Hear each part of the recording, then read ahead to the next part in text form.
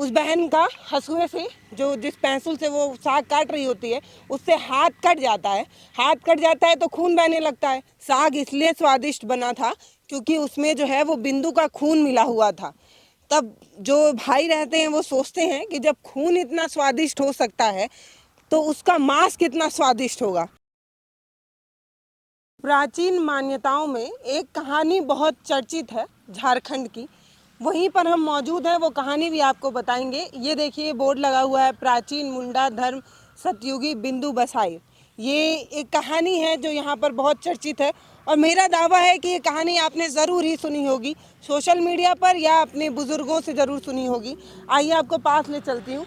ये जो आप पत्थरनुमा पिलर देख रहे हैं वो 7 भाइयों और एक बहन की कहानी है। ये कहानी ऐसी है कि 7 भाई और एक बहन हुआ करते थे एक परिवार में, जिसमें से 6 भाई जो हैं वो ठीक थे, लेकिन जो 7वां भाई था, जो छोटा भाई था, वो आँख से अंधा था, एक आँख से अंधा था। उसको 6 भाई काना बुलाया करते थे। अब 7 भाई और एक बहन बड़े प्रेम से एक परिवार में रह रहे थे, अच्छे से ज़िंदगी उनकी कट रही थी।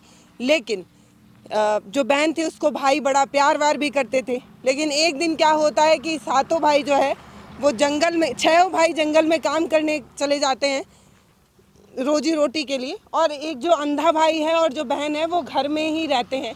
बहन जो है वो भाइयों के लिए खाना बनाती है, जंगल से साग काट कर लाती है और साग को काट कर खाना बनाने लगती है अपने भाइयों के लिए। अब बताते हैं कि ये जो 6-7 पिलर है वो भाइयों का है और ये वाला जो पिलर है छोटा सा, ये बहन का पिलर है। तो ये निशानी है। तो बहन जो है वो साग काट कर खाना बना रही होती है, तभी जो है उस बहन का हंसुए से जो जिस पेंसिल से वो साग काट रही होती है उससे हाथ कट जाता है। हाथ कट जाता है तो खून बहने लगता है। अब वो खून जो है वो दीवार में कैसे पोंछे, क्योंकि अगर वो दीवार में खून पोंछ देती है तो उसका भाई देख लेगा।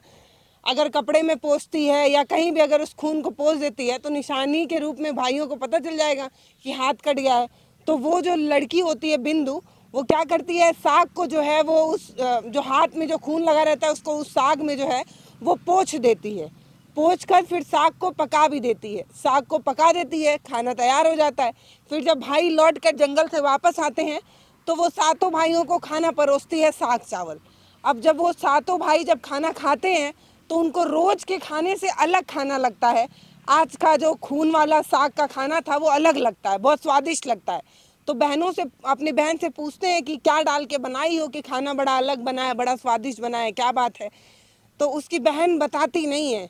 वो इसलिए नहीं बताती है कि अगर जान जाएंगे तो फिर गुस्सा करेंगे, तो वो नहीं बताती है। लेकिन जो उसका काना भाई होता है वो उससे अकेले में जब पूछता है कि आखिर रोज से अलग साग क्यों है, आज क्या स्वाद है साग में, क्यों अलग है, तो वो जो बहन रहती है वो बता देती है कि मेरा हाथ कट गया था, मारे डर के मैं जो है वो अपना खून वाला हाथ जो है वो साग में ही सान दी और उसी को पका दी।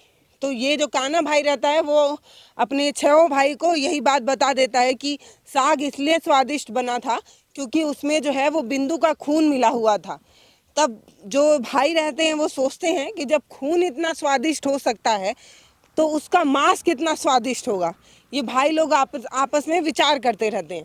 ये 7 भाई मिलकर ये बात करते हैं तो छठा वाला जो भाई रहता है, जो काना होता है, उसको इस बात से आपत्ति होती है। वो मना करता है कि नहीं नहीं, अपने बहन को काट कर नहीं खाएंगे। लेकिन बाकी के जो भाई रहते हैं वो खाना चाहते हैं, उस मांस का टेस्ट लेना चाहते हैं कि जब खून मिल जाने से साग इतना स्वादिष्ट हो सकता है तो मांस कितना स्वादिष्ट होगा। ये तब जो 6 भाई हैं वो प्लान करते हैं कि बहन को जो है वो मार कर खाया जाएगा, स्वाद लिया जाएगा। तो जो अंधा भाई है वो इसका विरोध करता है। तो 6 भाई मिलकर ये कहते हैं कि अगर तुम बिंदु को नहीं मारोगे तो हम 6 मिलकर तुमको मार देंगे। अपनी जान बचाने के लिए वो काना भाई जो होता है वो तैयार हो जाता है। वो कहता है ठीक है, हम जो है मार देंगे। फिर वो जो 6 भाई हैं वो ये बिंदु जो है उसके लिए कपड़ा ले आते हैं, अच्छा अच्छा कपड़ा ले आते हैं, बिंदी लाते हैं, श्रृंगार का और बहुत सारा सामान लाते हैं, सब कुछ लेकर आते हैं। और इस लड़की को जो है उसका ससुराल दिखाने के बहाने किसी दूर गांव में ले आते हैं। यानी कि इससे दूर उन भाइयों का गांव था, इस गांव में ले आते हैं। जब इस गांव में भाई ले आते हैं तो बताते हैं वो जो पत्थरनुमा पहाड़ वहाँ पे आपको नज़र आ रहा है, वहाँ बहन को यहाँ खड़ा कर देते हैं और वहाँ किसी पत्थर से खड़े होकर वो जो पहाड़ है वहाँ से उस बहन पर निशाना लगाते हैं। इसी जगह पर बहन खड़ी होती है, उस पत्थर से निशाना लगाते हैं। तो जो 6 भाई हैं जो ये चाल बनाए थे कि बहन को मारेंगे, उनका निशाना नहीं लगता है उस बहन पे, तीर से निशाना लगा रहे होते हैं, नहीं लगता है।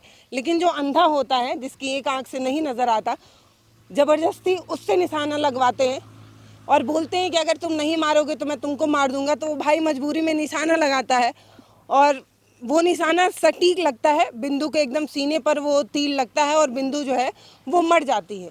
जब बिंदु मर जाती है तो उस भाई, जो अंधा भाई होता है, उसको बहुत दुख होता है कि मैं अपनी बहन को जो है वो मेरी वजह से मर गई। 6 भाई तो नहीं मार पा रहे थे, मैं मेरे ही तीर से मरी। तो उसको बड़ा कष्ट होता है, अंदर से बड़ी बड़ी पीड़ा होती है। तो वह विरोध करता है अपने भाइयों का, लेकिन क्योंकि वो अंधा है और उसका विरोध होने लगता है, तो फिर उसका जो 6 भाई हैं वो एक चाल बनाते हैं। वो कहते हैं कि जब तक वो अंधा भाई रहेगा तब तक तो उसको काट कर बनाने नहीं देगा। तो वो सब क्या कहते हैं, वो सब ये कहते हैं कि एक काम करो, खाना पकाने के लिए जंगल से लकड़ी ले आओ। अब उसको जो अंधे भाई को है उसको जंगल भेज देते हैं लकड़ी लाने के लिए, और कोई रस्सी नहीं देते हैं। वो जो अंधा भाई है वो जंगल जाता है, रस्सी मतलब लकड़ी किसी तरह तोड़ के इकट्ठा किया। अब वो लकड़ी लेकर कैसे आए, उसके साथ एक सवाल खड़ा हो जाता है, लकड़ी बांधेगा कैसे। तब वो क्या करता है, वो ऐसे ही जंगल के बीच में, ये पूरा जंगल नुमाया है, कहीं गया होगा किसी पेड़ से तोड़ने। अब वो रस्सी है नहीं उसके पास, वो बांधे कैसे। तो जंगल के एक पेड़ के नीचे बैठ कर रोने लगता है। वो रोने लगता है तो वहाँ पर सांप आते हैं, ये कहानी है, वहाँ पे सांप आते हैं। वो कहते हैं कि क्यों रो रहे हो, क्या बात है। उस इंसान से पूछते हैं, उस अंधे से पूछते हैं कि काहे रो रहे हो। तो वो जो अंधा है वो बताता है कि मेरी बहन को मार दिया गया है और मुझे लकड़ी लाने के लिए भेजा गया है। अगर मैं गट्ठर बांध कर वापस घर नहीं जाऊंगा तो मेरी बहन को मार डालेंगे और उसकी सब्जी बना लेंगे।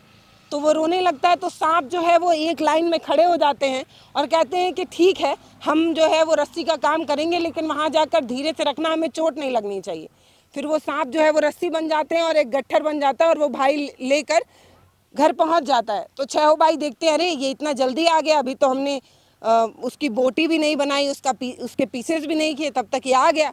अब क्या करें, अब इसको फिर से भेजना पड़ेगा, नहीं तो ये फिर से नाटक करने लगेगा। तो फिर क्या करते हैं, फिर उसको एक गगरा देते हैं, गगरी, जो मिट्टी की गगरी होती है, सुराही होती है, वो देते हैं और उसमें 7 को छेद कर देते हैं और कहते हैं कि अब इस गगरी, मतलब उस अंधा है उसको तो पता भी नहीं होता कि गगरी में छेद है।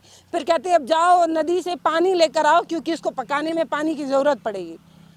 तो वो अंधा जो है वो उसको लेकर किसी नदी के किनारे पहुंचता होगा या किसी कुएं के किनारे पहुंचता है।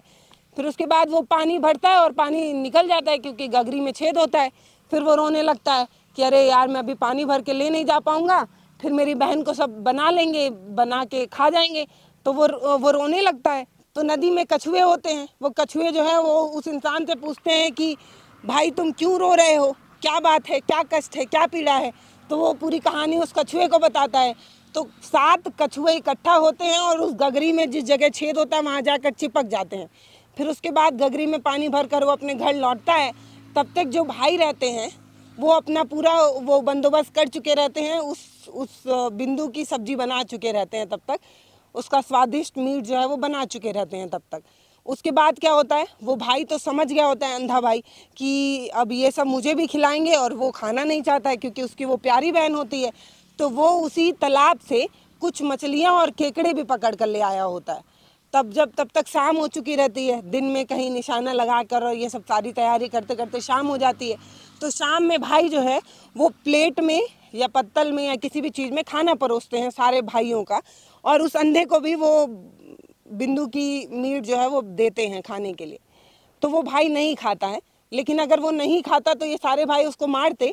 तो जब वो मतलब पीसेस मांस खा रहे होते हैं तो वो जो है वो मछली खाता है, और जब हड्डियां चबाते हैं तो वो केकड़ा चबाता है ताकि आवाज़ आए वो कुरकुर की। तो इस तरीके से वो जंगल के मछलियाँ और केकड़े खाकर, और जो बाकी का जो बचा हुआ जो उसका पीस होता है वो इसी बांस में गाड़ देता है। और लोगों की मान्यता है कि ये जो बांस का पेड़ है, इसको जब काटा जाता है तो इसमें से खून निकलता है, और ये बांस नहीं मांस है। लोगों का मानना है कि इसकी एक एक ये जो शाखाएं हैं, इसमें ये जो घना हुआ हिस्सा है ये बिंदु का बाल है, ये पैर है, और ये सब मतलब ये माना जाता है कि ये जो पूरा ये है वो बिंदु है, ऐसा लोगों का मानना है यहाँ पर। और यहाँ पर लोग जो है वो पूजा भी करते हैं। देखिए आपको टीका वीका लगा मिलेगा, ये बिंदु का टीका उका लगा मिलेगा। अब इसके आगे की कहानी बताती हूँ। फिर क्या होता है कि ये बांस का पेड़ जब बड़ा हो जाता है तो किसी दूर गांव से कोई साधु आता है, और क्योंकि धूप में थक जाता है तो इसी बांस के छांव में बैठता है। और जब साधु यहाँ बैठता है तो जब हवा चलता है तो ये जो बांस है इसकी एक दो लताएं आपस में रगड़ाती हैं और एक ध्वनि निकलती है गीत नुमा। वो जो ध्वनि होती है उसमें वो गाना होता है, वो पूरी कहानी होती है जिसमें वो बताती है उस साधु को कि मेरे भाइयों ने मेरे साथ ऐसा ऐसा किया, ये हुआ वो हुआ। लेकिन साधु जो है वो समझ नहीं पाता है, बस उसकी घर्षण को जो वो बिंदु गा रही होती है वो नहीं समझ पाता, उसकी घर्षण की ध्वनि उसको अच्छी लगती है। तो वो ये जो बांस है उसको काट कर कोई यंत्र बनाता है जिसमें बजा बजा कर वो पैसा मांगता है, गांव में भिक्षा मांगता है साधु जो है। तो जब इसको काट रहा होता है तो ये बांस बोलता है कि मुझे मत काटो, ये जो बांस है वो मेरे भाई द्वारा रोपा गया है, इसे मत काटो। लेकिन तब भी साधु जो है वो काटता है और काट कर उससे कोई यंत्र बनाता है, हाथ से बजाने वाला कोई वाद्य यंत्र बनाकर गांव में जाकर भिक्षा मांगने लगता है। आस पड़ोस के ये गांव है, यहाँ सभी लोग इस कहानी को सच मानते हैं। दूर तक आप देखेंगे तो गांव ही गांव नजर आएगा। यहाँ पे सभी लोग इस कहानी को एकदम बिल्कुल सच मानते हैं। फिर वो जो साधु है वो हर घर जा जाके भिक्षा मांगता है, और जब किसी भी दरवाजे पर वो बिंदु का बना हुआ वो वाद्य यंत्र पहुँचता है तो वो बिंदु अपनी ध्वनि निकालती है, अपनी बात कहानी सुनाती है, और वो लोगों को ध्वनि अच्छी लगती है तो लोग भिक्षे में बहुत अच्छा पैसा देते हैं, रुपया देते हैं, अनाज देते हैं, जो भी देते हैं। फिर घूमते घूमते वो जो साधु है वो उसी गांव पहुंचता है, अपने भाइयों वाले गांव पे। और जो बाकी के 6 भाई हैं उसके घर पर जब साधु पहुंचता है तो बिंदु कहती है कि मत बजो क्योंकि ये मेरे दुश्मन का घर है, मेरे वही दुश्मन भाई हैं जिन्होंने मुझे मार दिया है। तो वो 6 घर पर वो वाद्य यंत्र जो है वो नहीं बजता है। साधु बहुत बजाने की कोशिश करता है लेकिन नहीं बजता है।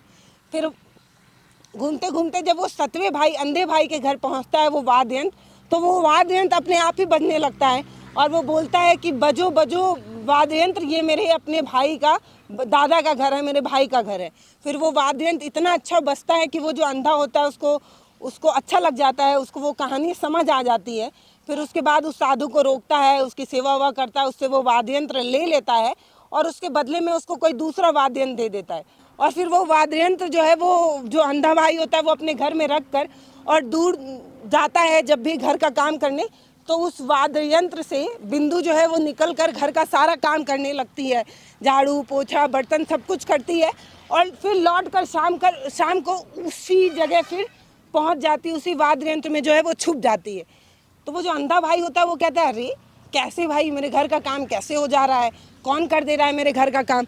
तो वो जाकर अपनी भाभियों से पूछता है, वो जो अंधा भाई होता है, कि तुम आके मेरे घर का काम कर देती हो भाभी क्या, मेरे घर का काम कैसे हो जा रहा है, मेरे घर में खाना कैसे बन जा रहा है, झाड़ू पोछा बर्तन कैसे हो जा रहा है।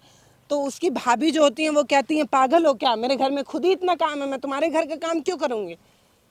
लेकिन इसी बीच गांव का एक शख्स जो है वो बिंदु को उस वाद्य यंत्र से निकलते देखा होता है, तो वो अंधे भाई को बता देता है कि ऐसी बात है कि एक लड़की है बड़ी सुंदर सी, उस वाद्य यंत्र से निकलती है और घर का सारा काम करती है। तो उसके भाई को यकीन नहीं होता है, तो वो क्या करता है कि घर के खपड़े पे छुप जाता है और छुप कर देखता रहता है कि क्या सच में जो है कोई लड़की उस वाद्य यंत्र से निकलती है क्या।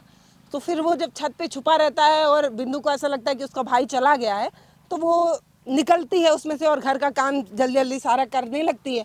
और जैसे ही वो वाद्य यंत्र के अंदर जाती है वैसे ही वो अंधा भाई उसको पकड़ लेता है और कहता है तुम कौन हो बताओ, हाँ नहीं तो तुमको मारूंगा, तुम कौन हो बताओ। तो वो जो बिंदु होती है वो पूरी कहानी उसको बताती है, वो बताती है कि तुम मेरे भाई हो, मैं तुम्हारी बहन हूँ। यहीं से जो है कहानी हो जाती है समाप्त और पैसा हो जाता है ख़त्म और आप सो जाइए। गांव में बच्चों को ऐसे ये कहानी सुनाई जाती है और बच्चे ये कहानी पूरी होते होते सो जाते हैं। तो लोग कहते हैं कि सतयुग की ये एकदम बिल्कुल सच्ची कहानी है और इसकी हर एक लताओं में जो है वो आज भी आवाज़ सुनाई देती है, ऐसा लोगों का कहना है। इसीलिए लोग जो है वहाँ पर ये देखिए जो टीका वीका लगा है, ये लोग जो है वो आज भी आते हैं और इन भाइयों की पूजा करते हैं जो भाई अपनी बहन को मार कर उसका मांस खा गए थे। लोग यहाँ पर जो आते हैं वो ये कहते हैं कि ये कहानी जो है वो भाई बहन के प्यार की कहानी है ये कहकर। और दूर कहीं एक मंदिर भी बना हुआ है, लोग वहाँ पर दर्शन करने भी जाते हैं। वो पहाड़ के ऊपर आप देख रहे होंगे, मेरे ख्याल से वहीं से निशाना उन भाइयों ने लगाया होगा, इसलिए अगर थोड़ा सा जूम करके दिखा पाएँ तो वो आपको दूर वो मंदिर भी नज़र आ रहा है। तो यही कहानी है बिंदु बसाए की, जो लोगों में बहुत चर्चित है। आप भैया सुने हैं ये कहानी? यहीं के हैं? क्या नाम हुआ आपका?